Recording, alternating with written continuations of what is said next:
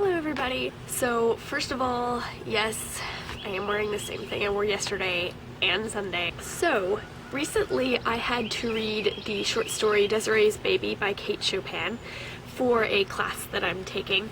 For those of you who don't know, Desiree's Baby is essentially a mix of a story about racism and feminism, and it was written, I think, sometime in the early 1900s-ish. It's about a girl who is named Desiree, and she has just had a child. She is married to a man named Armand, and they're just a young couple living happily, yay, everything's good, until after a few weeks after the baby is born, Armand determines that Desiree and the baby are both black.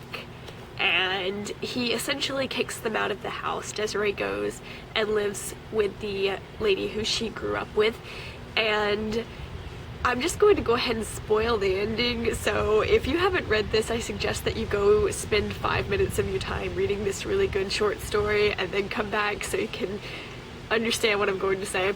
But what happens is, in the end, after Desiree has left, Armand starts burning all of Desiree's belongings that she left behind, and as he is burning all of her belongings, he pulls a note out of the back of her drawer.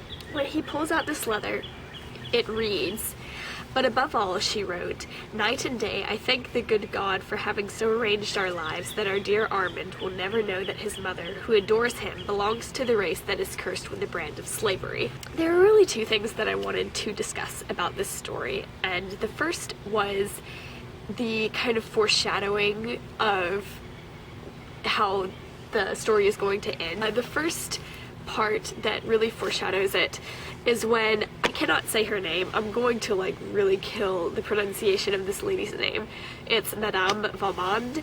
It's the lady who brought Desiree up, and she's going to Desiree's and Armand's house to see the baby, and it describes the house like so.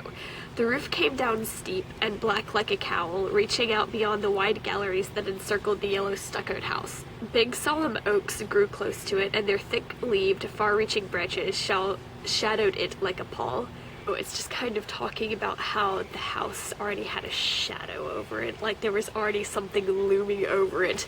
After Armand tells Desiree that she and her child are African American, she starts freaking out. She says, "It is a lie. It is not true. I am white. Look at my hair.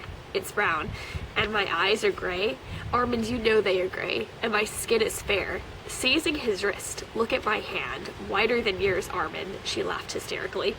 She grabs his wrist and says, "Look at my hand. My hand is whiter than your hand is." That seems to imply something right there. The second thing that I wanted to talk about in this story is the ending. I'm still not quite used to this end. It's just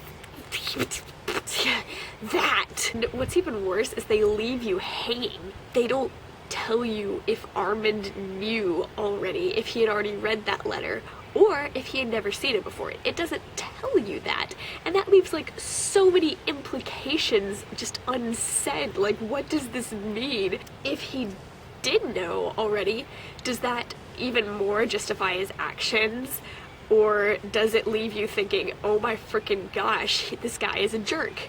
He is descended from an African American, and now he's kicking his wife and his child out of the house. But then you start thinking, well, is it more justified? Not because it's right that he's kicking them out of the house because he's black, but in his mind, is it justified because he's grown up in the shadow of his mom being African American, and he didn't know it for a while, but now he does know it, and he doesn't want his child to grow up thinking, oh, I'm white. So was that, if he did know, was that why he didn't let Desiree and his child stay? But then there's also the thought that, did he not already know about this? Had he not read the letter yet? And if he hadn't, what were his actions after he read the letter? Did he feel really sorry? Did he go back and try to find Desiree and apologize to her? Did he feel any remorse whatsoever if he didn't know about this already?